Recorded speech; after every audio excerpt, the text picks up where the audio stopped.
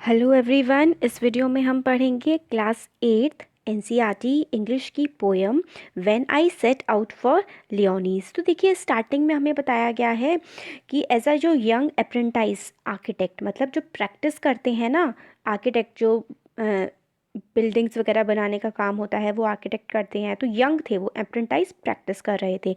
ये British poet थे, ये नॉवल भी लिखते थे, थॉमस हार्डी।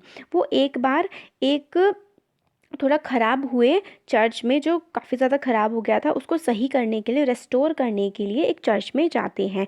जब वो वहाँ से आते हैं तो जो लोग हैं वो नोटिस करते हैं कुछ चीज़ें जो पोएट हैं उन पे। वो देखते हैं कि उनकी आइज़ में जो है वो काफ़ी ज़्यादा चमक आ गई है, और उनकी जो पॉकेट है, जो उन्होंने कोट सा पहना हुआ है, उसकी पॉकेट में एक पेपर जो है चिपका हुआ है। और यही पेपर जो है उनकी बायोग्राफी, जो ये राइटर हैं, जो पोएट हैं, इनके बायोग्राफी में ये पोएम थी उस वाले पेपर पे। वो हम अभी पढ़ेंगे, और उस पोएम का नाम है when I set out for Lyonnesse. अब ये लियोनीज क्या है, ये देखिए हमें लास्ट में बताते हैं कि इन्होंने जो मीनिंग वाला होता है ना, ग्लॉसरी, कि लियोनीज ना एक मतलब ऐसी जगह है, मिस्टिकल है, मतलब वो इमेजिनरी आप कह सकते हैं कि वो अब है नहीं है, पहले हुआ करता था, या फिर सिर्फ इमेजिनेशन में है लोगों की, सिर्फ लोग ऐसा सोचते हैं कि वो होगा। तो इंग्लैंड की एक जगह मानी जाती है जो अब सी के अंदर, समुद्र के नीचे डूब चुकी है। उस जगह का नाम था पहले लियोनीज। तो स्टार्ट करते हैं, देखिए poem. When I set out for Lyonnesse 100 miles away, the rime was on the spray and sun and starlight lit my lonesomeness. तो इसमें क्या है, जो पोएट हैं वो बोलते हैं when I set out for Lyonnesse, जब मैं निकला लियोनीज के लिए, जो 100 miles अवे है, जो बहुत दूर है। जो राइम है वो स्प्रे था। कहाँ पर? राइम का मतलब होता है फ्रॉस्ट। फ्रॉस्ट होता है जो ओस की बूंदें या फिर आइस के क्रिस्टल्स, जैसे बर्फ़ जमी हुई हो, स्प्रेड कहाँ पर? एक पत्तियों पर, डालियों पर जो है वो बिल्कुल बर्फ़ जमी हुई थी। कहाँ पर? लियोनीज में, जो कहाँ था? 100 miles अवे था।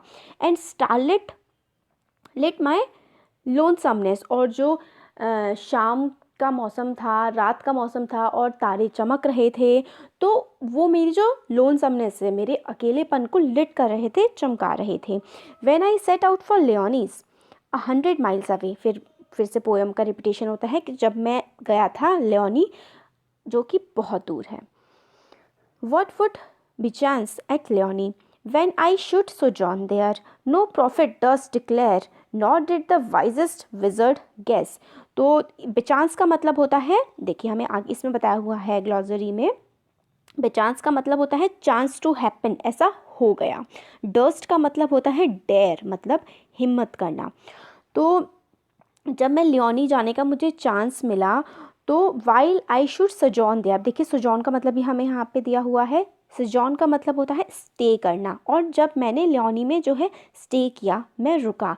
कोई प्रॉफिट, प्रॉफिट होते हैं कोई किसी रिलीजन के, किसी धर्म के, ऐसे धार्मिक नेता आप मान लीजिए जिनको लोग बहुत मानते हैं। तो कोई प्रॉफिट भी डेयर नहीं कर सकता था, हिम्मत नहीं कर सकता था ये डिक्लेयर करने की, ये घोषणा करने की। या फिर कोई वाइजेस्ट विजर्ड, वाइजेस्ट मतलब बहुत ही होशियार, विजर्ड मतलब जिसको जादू के बारे में कुछ पता हो, जो भविष्यवाणी कर सकता हो। तो वाइजेस्ट विजर्ड भी ये गैस नहीं कर सकता था what would bechance at Lyonnesse when while I should sojourn there. तो वहाँ पर क्या हुआ बाई चांस मेरे साथ, लियोनी में क्या हो सकता था वहाँ पे, ये कोई भी गैस नहीं कर सकता था जब मैंने लियोनी में वहाँ पर स्टे किया था। सोजॉन का क्या मतलब होता है, ये देखिए, इसका मतलब होता है स्टे करना। When I return from Leone, जब वो रिटर्न हुए, वापस आए जो पोएट थे उस जगह से, with magic in my eyes, उनकी आँखों में एक अलग सी चमक थी, एक जादू था। मैजिक का मतलब होता है जादू, तो उनकी आँखों में एक अलग सा जादू था। ऑल मार्क्ड विद म्यूट सरमाइज, जो सारे के सारे लोग हैं वो बिल्कुल म्यूट हो गए, चुपचाप। सरमाइज का मतलब होता है जैसे कि डिवाइन शांति हो, या फिर गैस कर रहे हो, स्पेक्यूलेट कर रहे हो। तो म्यूट सरमाइज मतलब चुप रह करके सारे के सारे लोग गैस कर रहे थे। My radiance rare and fathomless, radiance मतलब जो चमक निकल रही थी, जो ऊर्जा निकल रही थी, रेयर जो बहुत ही कम मिलती है। फैदमलेस का मतलब होता है जिसकी मतलब डेप्थ का पता ना हो, वो इतना गहरा हो। When I return from Leone with magic in my eyes, तो जब मैं लियोनी से वापस आया था तो मेरी आँखों में जो मैजिक था, सब लोग उसको देखते ही रह गए, म्यूट होकर, चुपचाप होकर, सरमाइज बिल्कुल गेस कर रहे थे कि ये क्या है, ये जो रेडियंस मेरी से निकल रहा है, जो बहुत ही अलग है, फेदमलेस है, बहुत ही ज़्यादा गहरा है, जिसकी हम गहराई नहीं नाप सकते। When I return from Leone with magic in my eyes, तो जब मैं लियोनी से वापस आया और मेरी आंखों में जो था वो मैजिक था। तो ये पोएम किसने लिखी है? ये लिखी है थॉमस हार्डी ने। और पोएम का क्या नाम है? पोएम का नाम है when I set out for Lyonnesse, जब मैं लियोनी जाने के लिए वहाँ से निकला था। अब हम देखते हैं इसके क्वेश्चन आंसर्स। हमने इसके वर्ड मीनिंग्स देख लिए, इस पोएम का मतलब समझ लिया। अब हम इसका जो टेक्स्ट है उसमें जो क्वेश्चन आंसर्स गिवन है उसको हम लोग देखते हैं। तो पहला क्वेश्चन है, in the first stanza find out words that show. पहले स्टेंजा में हमें बताने हैं कि ये जो वर्ड्स गिवन है, पहला that it was very cold, कि ये बहुत ज़्यादा ठंडी है, ठंड हो रही है, मौसम में ठंडी है मतलब, तो वो कौन से वर्ड से हमें पता लगता है? तो देखिए राइम पढ़ा था ना, फ्रॉस्ट कब होता है? बर्फ़ कम जाती है जब ठंडा मौसम होता है। तो देखिए the rime was on the spray, तो मतलब राइम जो है, फ्रॉस्ट जो है वो जमी हुई थी।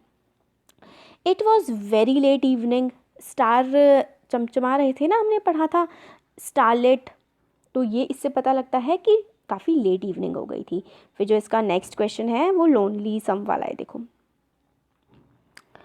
थर्ड है इसका that the traveller was alone, तो ट्रेवल अलोन था मतलब अकेला था, तो वो कैसे पता लगता है? लोन समनेस वाला जो ये वर्ड है इससे हमें पता लगता है।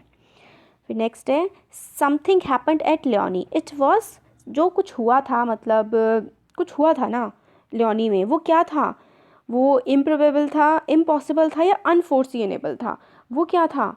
वो मतलब अनफोर्सिनेबल था, सी वाला होगा, क्योंकि उसके बारे में कोई सोच भी नहीं सकता था, क्योंकि लियोनी को पता नहीं था ना किसी को, किसी कोई जगह है यहाँ पर कोई जा सकता है। वहाँ जाने के बाद पोएट के साथ जो हुआ वो मतलब अनफोर्सिनेबल था, कोई उसको समझ नहीं सकता था और सोच भी नहीं सकता था उसके जो है बारे में। अब नेक्स्ट है इसका pick out 2 lines from stanza 2 to justify your answer. अच्छा ये वाला अनफॉर्चुनेबल क्यों था? तो स्टेंजा 2 में से हम लोग को दिखाना है। देखिए इसमें है ना, no prophet durst declare not did the wisest wizard guess, तो मतलब कोई इसके बारे में पता नहीं कर सकता था। तो इसका जो ये वाला जो सेकंड वाला पॉइंट है, ये पिक आउट लाइन्स वाला, वो ये वाली लाइन हमारी आएगी इसमें। देखिए no prophet durst declare not did the wisest wizard guess, ये वाला हो गया हमारा।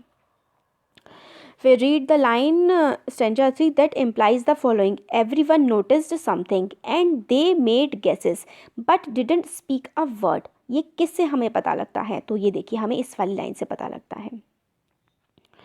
ऑल मार्क्ड विद म्यूट सरमाइज, मतलब सब चुप रह करके गेस कर रहे थे। बाई रेडियंस रेयर एंड फेदमलेस, तो ऑल मार्क्ड विद म्यूट सरमाइज जो है वो इस वाले का हमारा आंसर हो जाएगा, थर्ड के फर्स्ट का। सेकंड है now read the line that refers to what they noticed. अब हमें बतानी है लाइन ये करने के लिए कि बाकी सारे लोगों ने क्या नोटिस किया था। तो क्या नोटिस किया था? उन्होंने ये नोटिस किया था माई रेडियंस रेयर एंड फेदमलेस। उन लोगों ने नोटिस किया था कि जो पोएट हैं उनकी जो रेडियंस है, उनकी जो ऊर्जा है वो रेयर है, बहुत ही कम मिलने वाली, और फेदमलेस मतलब जिसको नापा नहीं जा सकता वो है। तो माई रेडियंस रेयर एंड फेदमलेस। तो हमारी ये पोएम भी हो गई, मीनिंग समझ लिया और इसके क्वेश्चन आंसर्स भी हमने देख लिए। So thank you so much.